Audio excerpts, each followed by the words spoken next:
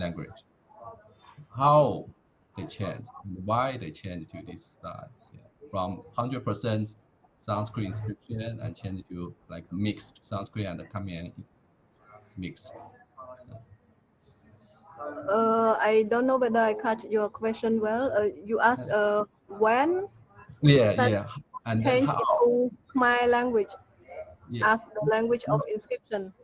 yeah. I would ask why, when that the Cambodian inscription is before the Cambodian inscription is totally 100% in Sanskrit, right? And then later on, it's changed to be Sanskrit and Khmer mixed together in the one inscription. So I want to know when they start this tradition this way, and Yes, then yes. how, Now I why they do like this. Yeah. Yeah. Do you have some idea about?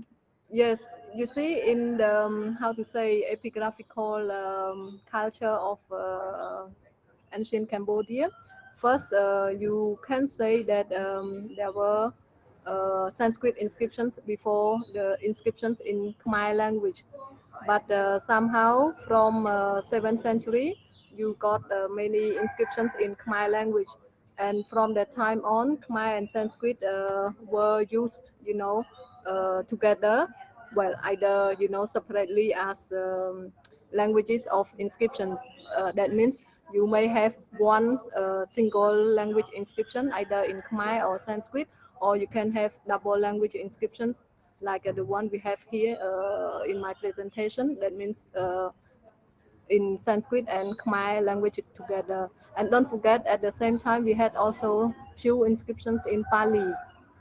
In Bali also that Buddhist Yeah, in inscription. Pali, and there are also some, let's say, a dozen of inscriptions in unidentified language. That means Oh, mysterious language. They may be language of an ethnic which you cannot even decipher the inscriptions. So let's say from the 7th century onward, you have Khmer and Sanskrit used together as languages of inscription until around 14th century, when Sanskrit somehow slowly was dropped. I mean, remove, not use, no longer use as language in inscription. And we had some few Pali before there was a shift to only the Middle Khmer language in the 15th century, and that continue up to 18th or 19th century, or very few inscriptions also you can find in 20th century, but it is in the modern Khmer language. So in short, you have old Khmer language languages from 6th to 14th century, Middle Khmer language from 15th to 18th century, and modern Khmer language from 19th to the present day. how And about the Bali?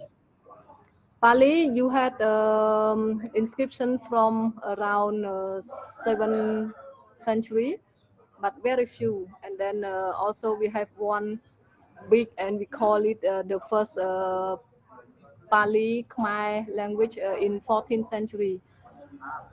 In if I remember well, 1308, in the year of 1308. That's it's a Buddhist inscription, right?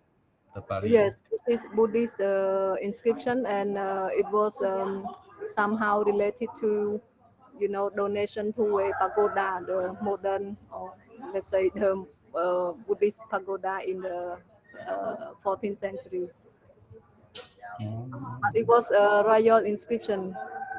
It Oh, it's related not. the donation, yeah, from the king. But Buddhist inscription also mentioned that they have to donate, Yes, like Indian Buddhist or Hindu or Hindu. Yeah. Brahmanical, they Yeah, they don't know how to say change the topics that mostly is about donation to a temple or to a Buddhist pagoda in the Buddhist context. Oh, so that the way is the same. They just change the god from Yes, the Hindu yes. god to the You Buddha. can see that, Yeah. yeah, the subject matters in the inscription are similar. Ah, That oh. is like, the way the Khmer built the temples, whether Mm, the temples were dedicated to Shiva, Vishnu, or to Buddha, then mm. you just change the god inside. But the form from outside is Khmer temple, right? You can recognize Ah, that it's Khmer art. But when you see the statue, you can say, oh, okay, this temple uh, is dedicated to Shiva, and this one to uh, um Buddha. But from outside, from the shape of the architecture, you yeah. cannot say whether it's Shiva or Buddhist. Oh, oh, Khmer, it's the oh. art, How yes. about the slaves? Because when I read some, when I study with some professor in Thailand, and then he mentioned that the Hindu inscription, no, the inscription about the Hinduism in Cambodia, they mentioned some slaves to offer some slave to God. But how about the Buddhist inscription? Also, I think, yeah, in that Pali inscription there is also donation of servants. Well, I don't use slaves because maybe it's had a uh, uh, how to say negative oh yeah. connotation with servants instead of slaves. Yeah, I think there are the donation of servants in Buddhist inscription also. And then they It, also make that the village around that the temple to serve the temple like this same in Buddhist. yes, yes. Yes, and even in the time of Jayavarman the Seventh, I think you know the Taprum temple is Buddhist, Mahayana Buddhist, right? And it was some sort of university also at that time, and there were thousands of servants involved to maintain the temples. I mean, Oh, to mention the Taprum temple and maybe also the hospitals, which were oh, under the administration of Taprum temple. Because Taprum temple at that time was like the headquarter of those hospitals. oh, okay. So that the Mahayana, you mean this Vajrayana or is which school?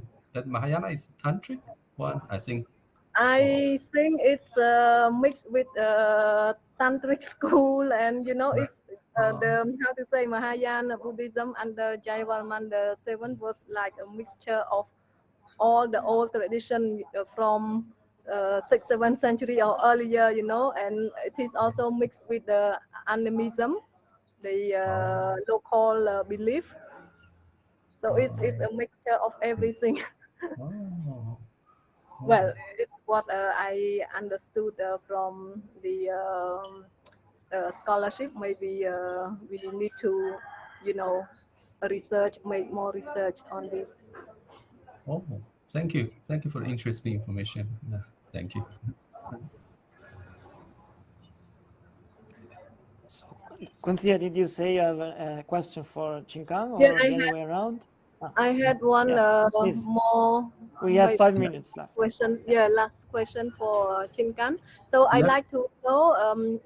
I think this presentation is a part of your PhD, or I mean your work research on the religious and you know um, philologic philosophic how to say aspects of Melbourne inscription. Is it a part of your PhD?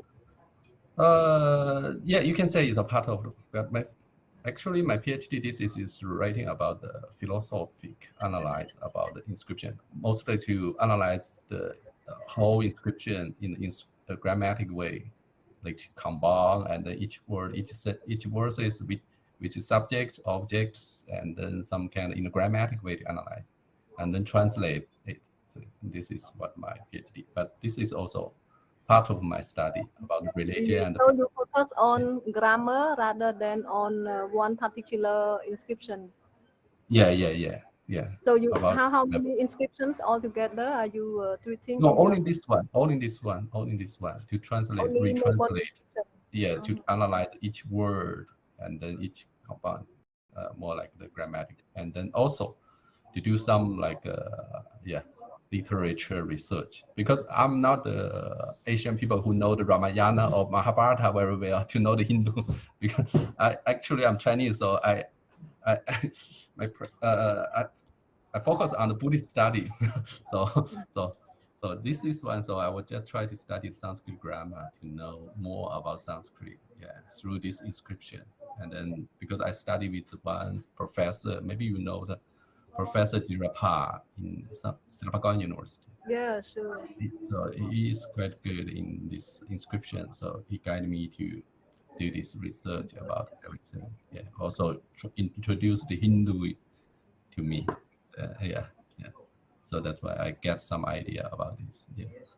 Yeah. It's some part of Okay. part of my PhD research. Yeah. But thank you for providing so much interesting information for me, that we can learn more about. Yeah. Good. You have to, how to say, make more research. Yeah. Sure. Well, okay, so I think we have 2 minutes left. So that was probably the last question, unless you have another very quick question. If not, yes, please, go ahead. No, I don't have any other. Okay. Well, so I think it was a quite lively session, all in all. Yes, And, thank you so much. Thank you to the presenters and, of course, to the attendees. Thank you to the chair. Thank you. Indeed. Thank you.